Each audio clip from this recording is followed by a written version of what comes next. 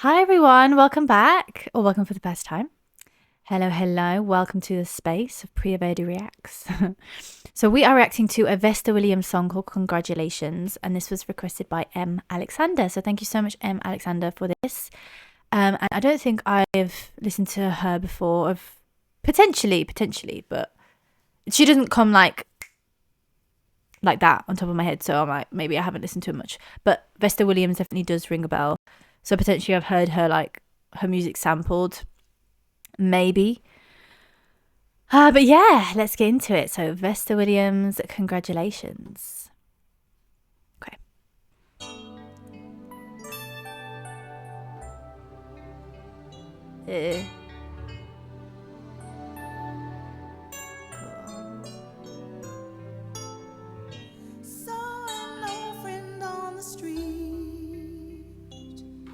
She said, today's your wedding.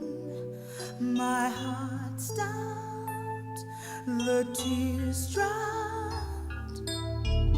Saw my whole life pass me by.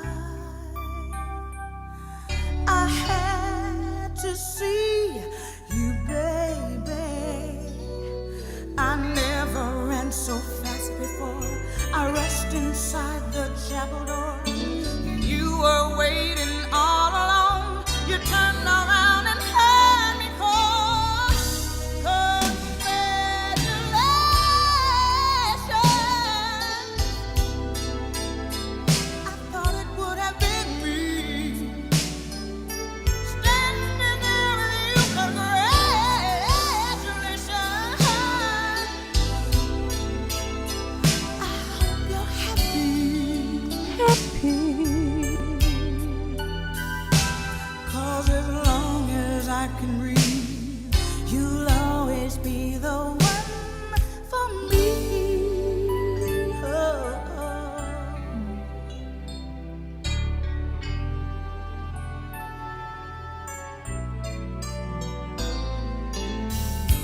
Why was I the last to know? I thought that we were special. My soul shakes, my heart breaks as I turn and walk away. I can't believe it's over. We really never said goodbye. Thought we'd give it one more try. Felt our love was here to stay. And now today's your wedding day. Congratulations. I thought it would have been me standing here with you. Congratulations. I hope you're happy. Wow. Wow. Cause as long as I can breathe, you'll always be the one for me.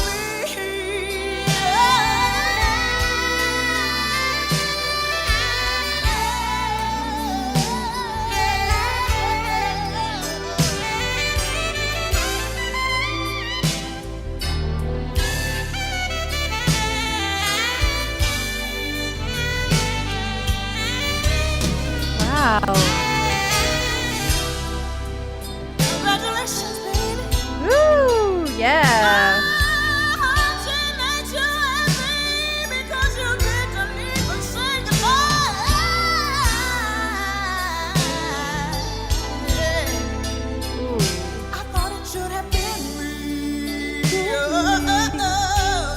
Yeah.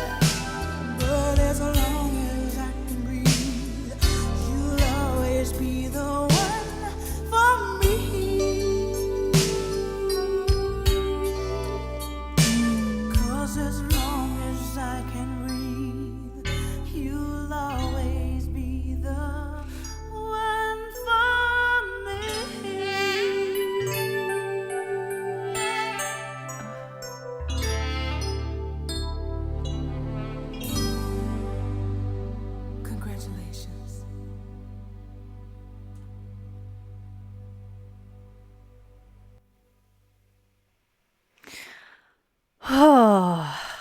Wow. Oh my God. Thank you so much, Em Alexander. That was wow. Do you know what? Like, I don't know if it's just it's not, it's like a little bit quiet. So I had to kind of keep adjusting the levels because at the start it was quite quiet. So I think it's something to do with like the mastering of it. But what I loved about it is that how soft it started. Like she started it so soft. It was so like it wasn't strong. And I think it was like a very much, what I put down here was like, it was a very much a slow burn song as she's kind of like, you know, the song is about seeing someone you love get married and thinking it was going to be you, but you're kind of still happy for them. You know, she's saying congratulations, but it's kind of like it's almost like as she's singing it, she's realizing like what's actually happened and how the fact that like, oh my God, like I've actually lost this man that I love.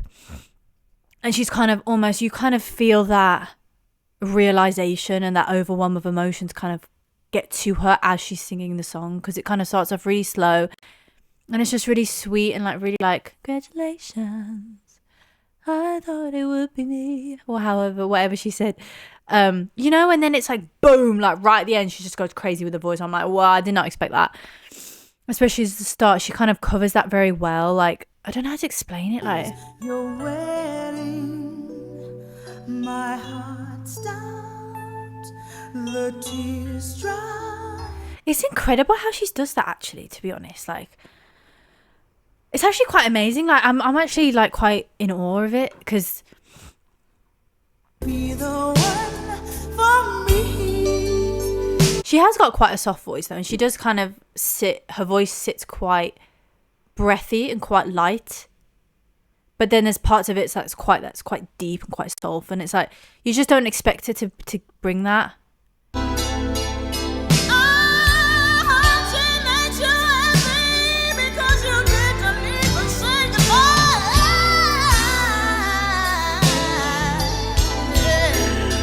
Oh, that run is crazy. The way she goes like down the keys, but she's like off. She goes like off like the bro.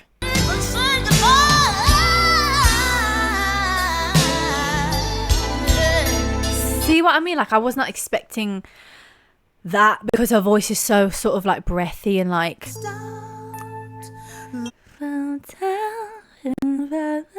It's like she kind of goes in and out of it, and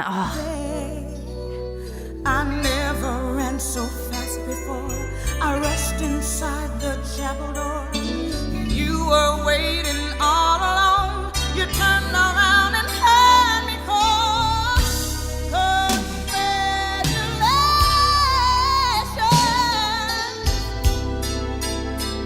I thought it would have been me. She's really good.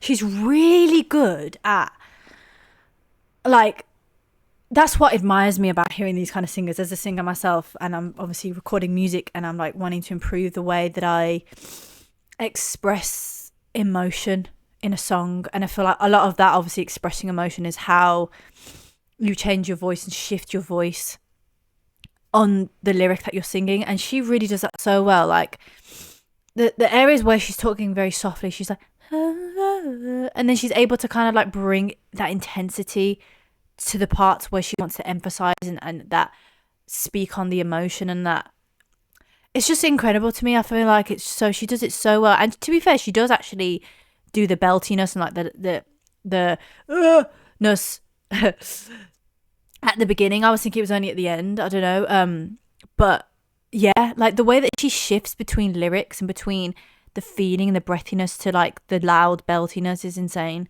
You, baby. It's very soft. And I never ran so fast before. I rushed inside the chapel door. You were waiting all alone. You turned around and heard me call. Congratulations. what? I thought it would have been me. And then she comes from Rosalie. I thought it would have been me. Oh, well, it's just so great. It's just so great. It's honestly so great. Like, are you mad? The bit that I was like, what did I just listen to, was this bit. I think it's slightly after this bit, when the saxophone literally comes in with her voice, And for a second I was like, what? Wait, what am I hearing? And then they kind of part ways. It's almost like very much like we were in sync once, and then now we've had to part ways and we're separate, and now you're marrying someone else kind of thing. And it's like, yeah.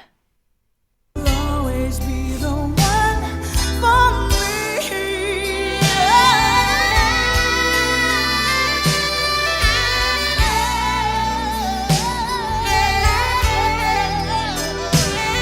Do you hear that? Like how seamlessly it just kind of, and then she kind of fades out, and then the saxophone kind of brings like the forefront. Like, oh, what an amazing moment that was. That was so symbolic as well of like what I was saying is like they came together, they were together, and then now they're having to part ways, and it's just like, what a beautiful song, man. Wow. Delicious, baby.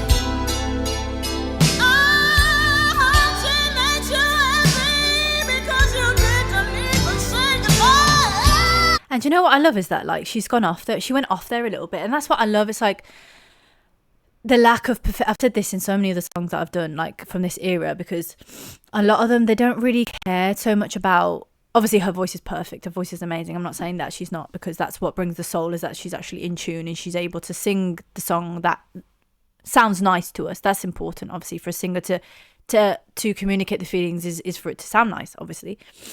But it's just so powerful when you hear them kind of go up the notes and like kind of be more belty, and they kind of don't, like the control on their voice kind of goes for a second, and you kind of hear like the off, she goes off a bit.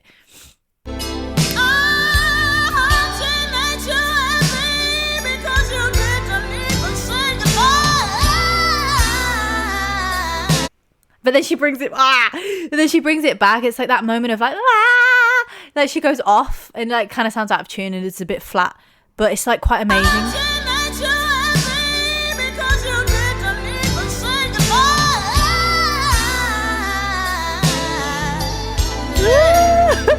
Yeah, it's just kind of like that's admiring, and that's what I love about like I think that's what I'm learning as a singer now, is that a lot of our generation and a lot of the music in our generation, obviously it's great, it's amazing, and a lot of it is like very perfect, and that's amazing, you know, it's not a bad thing, but I think there's still that element of soul and of expression that's really beautiful, like with the older stuff for me, because I'm not of that generation, but I know that a lot of you guys viewing are of that generation, so I feel like you can appreciate what I'm saying, and how there was like, obviously they were very serious about the musicality and like being great singers and like creating great music and stuff, but then there were moments they knew the balance of being perfect and having this perfect and having it sound good and having the lyrics good and having all of this great, but they also knew the balance of like, okay, if there's a moment that she may go off, we'll just keep that in and we'll embrace that. And I like that about it. And there's not really a lot of artists that do that. I think there's a lot,